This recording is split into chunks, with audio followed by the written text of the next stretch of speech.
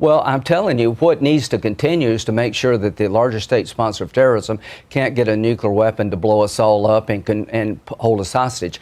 To the American people, they were 2 weeks away from having 90% enriched uranium to make 10 bombs. We have very much in mind our partners in the Middle East. We've had great relationships with a lot of them, as you know. A lot of them were surprisingly hit.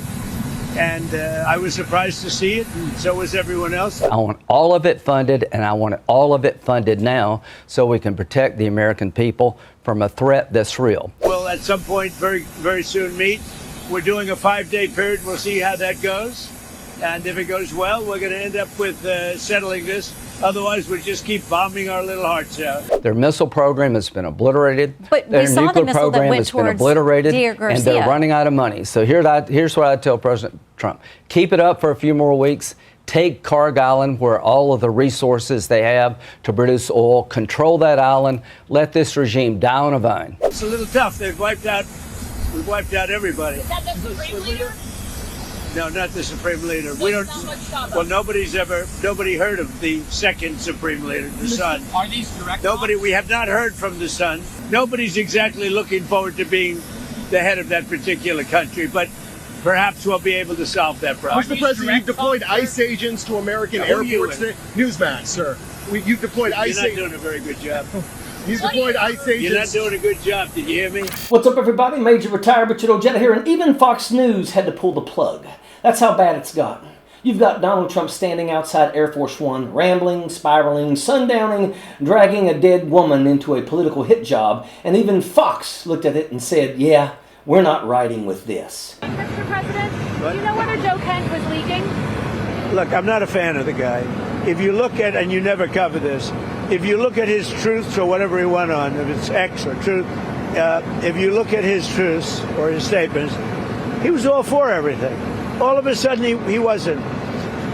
He was a man that I met at Dover. He came and his wife was killed. He remarried fairly quickly. His wife was killed. Seemed like a very nice guy. I met him. He was pretty heartbroken. Pretty. They gave him a job in the White House, and this is what he does to me. You know? Being a nice guy doesn't pay off too much. So I take this guy, Joe Kent, who lost twice for Congress, pretty badly and tough, and was devastated. And I know that he lost his wife.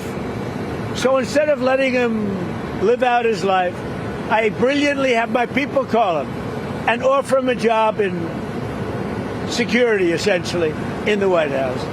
And what does he do? He goes out and he says that Iran is not a threat to get publicity. Now, he probably signed up with CNN, or maybe signed up with your division of Newsmax. I don't know. President Trump taking many questions there outside of Air Force One on his way to Memphis in a moment, taking a lot of questions, especially about Iran. Just then he was talking about Joe Kent, who had resigned last week over the Iran war, and he was talking about why he was there in that job in the first place. And that tells you everything that you need to know, because this is the playbook now.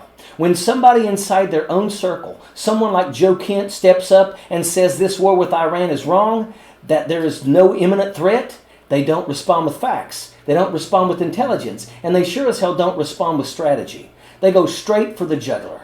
And then Trump couldn't clean it up himself. They sent in the usual crew, the same bootlickers, the same chicken hawks, to try and spin it in the media. Is it going to involve U.S. troops on the ground? Let me just read you something from The Atlantic. Does an assessment on that. They say U.S. troops may well take Carg Island. We believe their ability to do so, but only to endure ballistic missile strikes, drone attacks, petrochemical smoke, all without a reliable means of obtaining logistical support.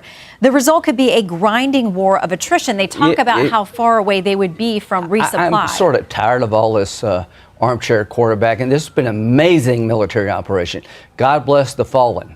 But it's a difference when we talk about troops on the ground. I trust the Marines, not that guy. I trust DOD. We got 2 Marine expeditionary units sailing to this island. We did Iwo Jima. We can do this. And all Lindsey Graham is doing is pushing the narrative that no, Donald Trump didn't crap his pants. That was Joe Biden and the Democrats. And it's like that old song, Send in the Clowns, because here comes Lindsey Graham stumbling into a clean up another mess, dressed up as an oversized clown wearing shoes. Not to fix anything, but to do what he always does, run interference for a man who can't defend himself on the facts. That's his role now. He's the cleanup crew on aisle 4 for Donald Trump's disasters. Joe Kent says there was no imminent threat. And instead of debating that, here comes Lady G and other MAGA bootlickers jumping straight to character attacks and fear tactics. And let's call Lindsey Graham exactly what he is, a chicken hawk. Always has been. Loud, aggressive, beating his chest on television, but perfectly fine sending your sons and daughters off to die in another endless war because he knows damn well it's never going to be him or his family paying that price.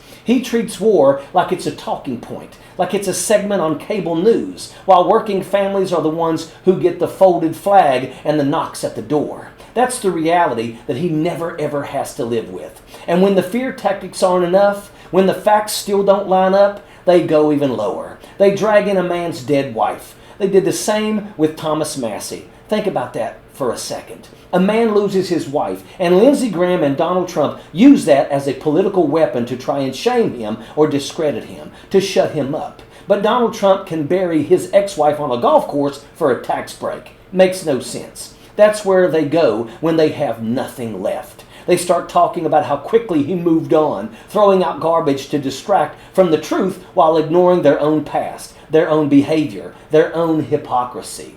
Because that's always the move. Point out the speck in someone else's eye while ignoring the log in your own. That's not rot. That's the strategy. That's what this entire thing has become. Now let's be real about who Joe Kent is. This isn't some random nobody that Trump tried to paint him as some desperate guy who couldn't figure life out and needed Trump to hand him a security job. Nope, that's the smear. That's the lie. Joe Kent was inside the system, former Green Beret intelligence officer, director of the National Counterterrorism Center.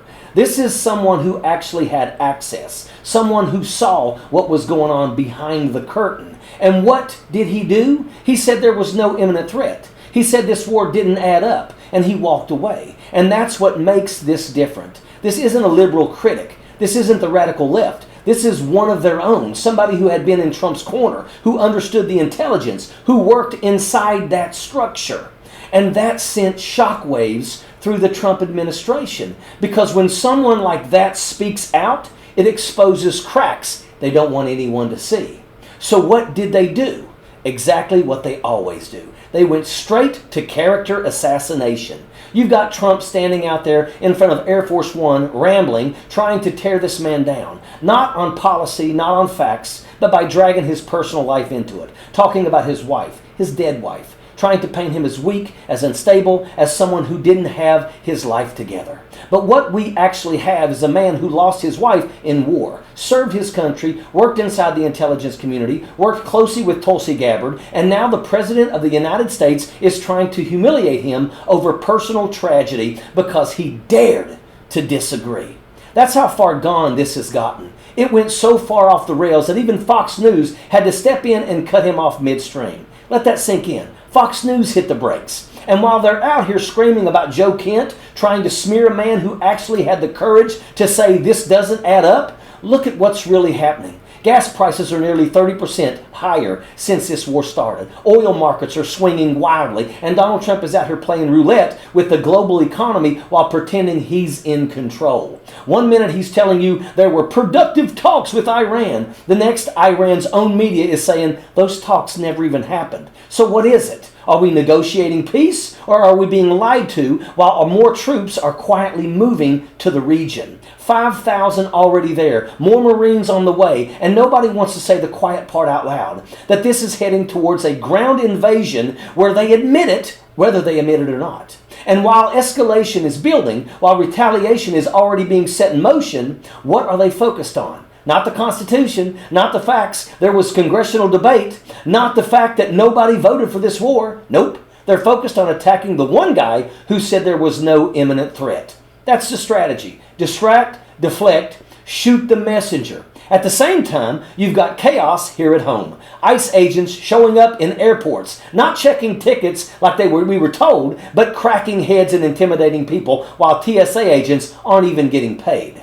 You've got travel warnings going out, instability abroad, pressure building at home, and we're supposed to believe this is all under control. It's not. And deep down, people know it. That's why someone like Joe Kent stepping out matters. Because he's not an outsider. He's someone who was inside the system, who saw the intelligence, understood the stakes, and walked away. That's what scares them. Because once that crack forms, once people start waking up, the whole thing starts to wobble. And that's what they're seeing right now. The deflection isn't working like it used to. The fear tactics aren't sticking the same way. Because at the end of the day, this isn't about narratives or talking points. This is about consequences. Real ones, sons and daughters being sent into harm's way, families paying the price, Americans footing the bill at the gas pump, at the grocery store, in their everyday lives. And no matter how much they try to spin it, no matter how loud Lindsey Graham yells, no matter how many people they try to tear down to protect Donald Trump, that reality isn't going anywhere. So the question isn't whether this is falling apart. The question is how much damage gets done before people finally say enough. Sappers clear the way, airborne all the way.